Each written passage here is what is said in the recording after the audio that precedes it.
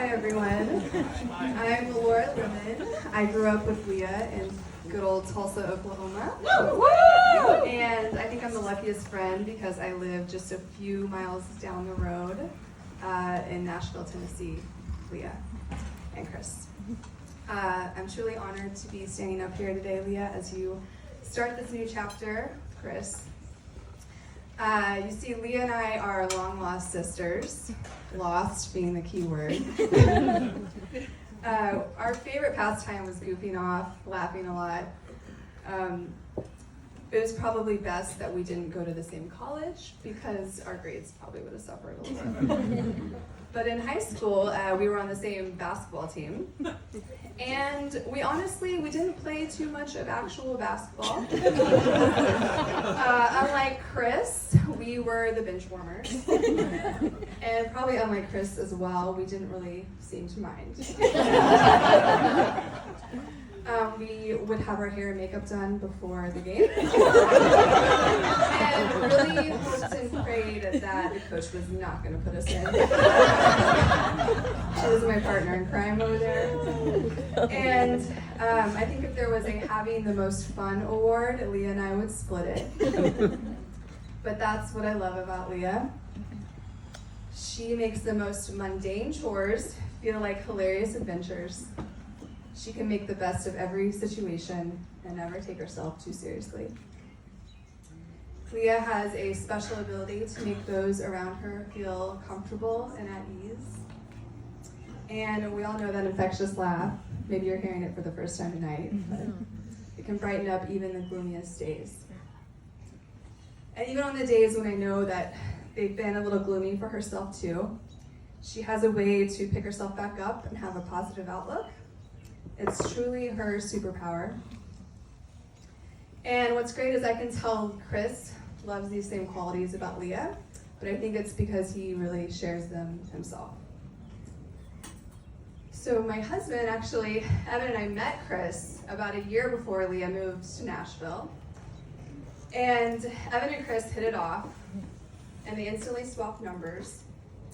And for the longest time, my husband had Chris saved in his phone as Chris Fly Fishing. We moved from California, and Evan was really hoping for a fishing buddy. And I tell this little story because I think it says something about Chris, that you meet him once, and you instantly feel like you have a fishing buddy. And it's someone to enjoy each other's company on the bench, kind of like Leah. And actually, Leah and Chris's first date says a lot about them. After, as you guys have heard earlier, after matching on a dating app, over a year before their first date, they finally were set up on a blind date by our friends Andrew and Robin over there. And Chris, as you heard, he suggested they hit up Broadway on a Sunday, which I thought was very bold.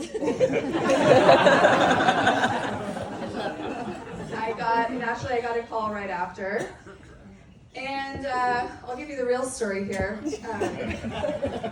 Leah wasn't so sure about it.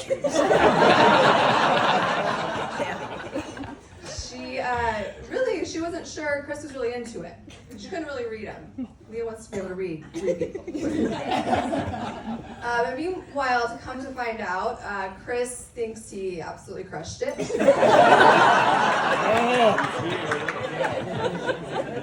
I'll use his words, knocked it out of the park.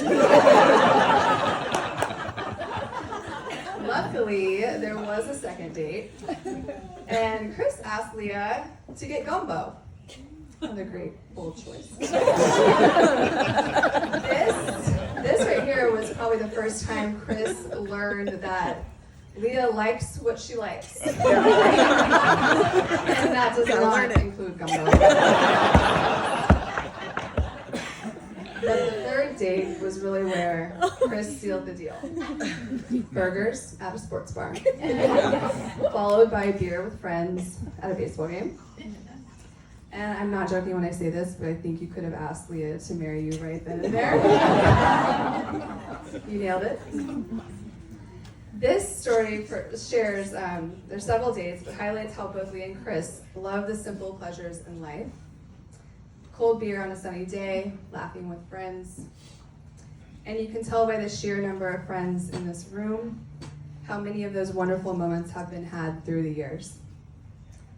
Whether it's having a drink after a Swanee baseball game, enjoying a glass of white wine with ice at Zella's in Chicago, rocking out to NSYNC, sipping our blue coconut cream slush at Sonic, or an after-work happy hour at Black Abbey in Nashville.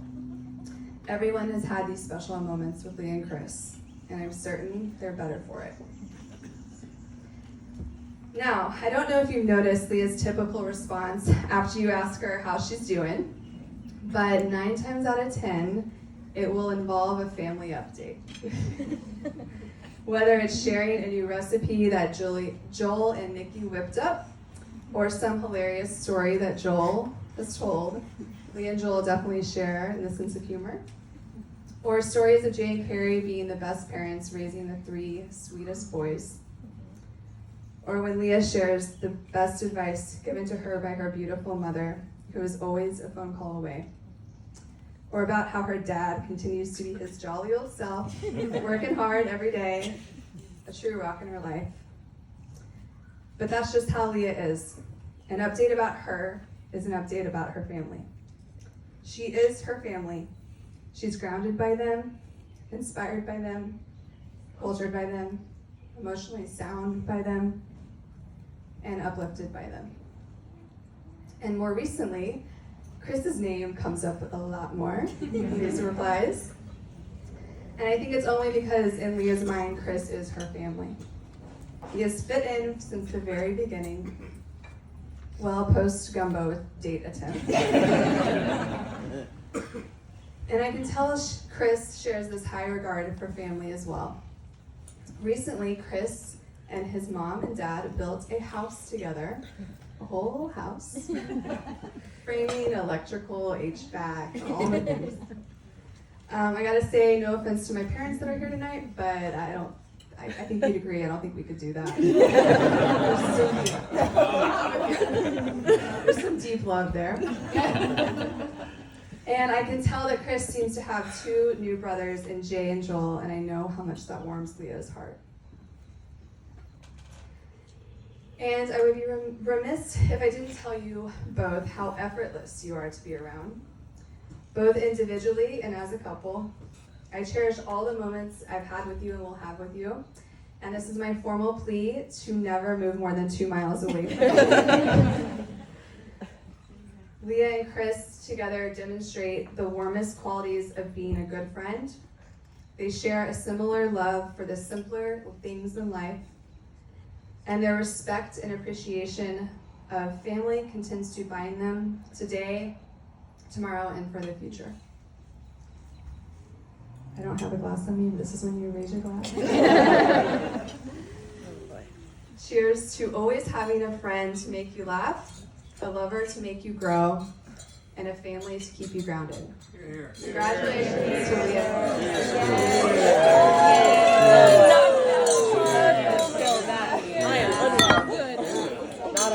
I'm unwell. That's okay. Yeah.